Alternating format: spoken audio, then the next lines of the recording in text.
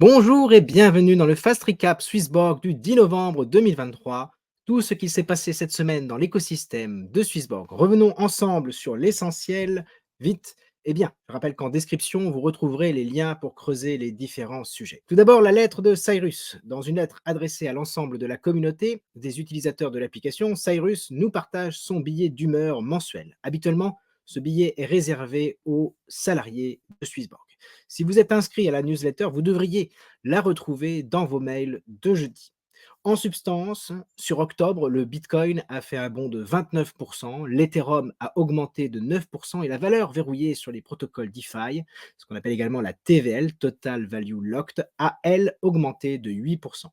Il appelle les salariés à, je cite, surfer sur cette vague et profiter de cet élan. Au niveau des marchés, cette semaine plus particulièrement, on a vu Ethereum dépasser la barre des 2000 $. Quel sera le prochain niveau où s'arrêter? Et globalement, Bitcoin a gagné 6% sur la semaine, Ethereum 16,5%, BNB XRP 9%, Solana 21%, Illuvium plus 67%, IMX plus 36%, Lido et Link plus 30%. Notre Borg, quant à lui, a gagné 7,6%. Au niveau des avancées dans l'application, la migration de Merit Circle est en cours et Swissborg la prend totalement en charge à raison de 1 MC donnera 100 BIM. Deux nouvelles blockchains sont ajoutées dans l'application, Optimism et Arbitrum. Il y a deux articles dans l'Académie qui vous expliquent simplement à quoi servent ces tokens. Également, l'ajout d'un yield sur les tokens DAI. C'est une stratégie core qui va vous permettre de générer jusqu'à 5% d'API sur le DAI. Ça passe par Summer.fi, qui s'appelait précédemment Oasis et qui est la système entre guillemets native de MakerDAO. Voilà. Alpha Hunters. Swissborg lance deux hashtags, hashtag Swissborg Alpha et hashtag Swissborg Mex. Selon que le projet que vous aimeriez voir listé dans l'application Swissborg possède déjà ou non un token. Swissborg surveillera ces deux hashtags et effectuera une étude minutieuse, ce qu'on appelle une due diligence. Tous les 15 jours, Swissborg annoncera les 3 meilleurs projets présentés par la communauté via Swissborg au travers de ces fameux hashtags.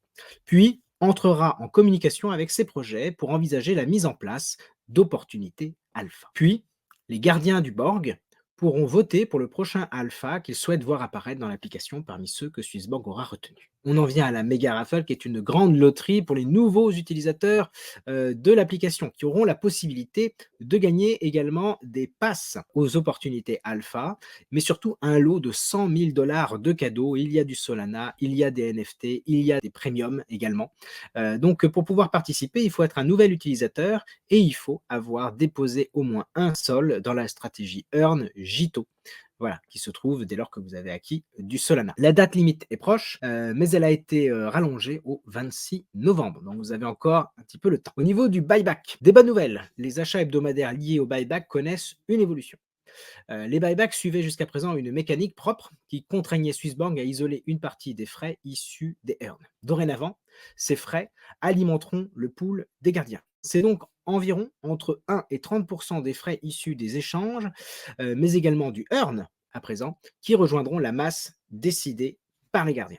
Ce qui avant était mis de côté finalement par Swissborg sans véritable précision ni horizon de temps, peut à présent être réemployé dans un projet communautaire ou bien distribué aux gardiens ou conservé en safety net ou simplement burn. C'est à vous que revient la décision. Et d'ailleurs, puisqu'on parle du vote des gardiens, comme nous le disions la semaine dernière, à présent, tout le monde peut voter, y compris les utilisateurs standards qui ne sont pas encore passés premium.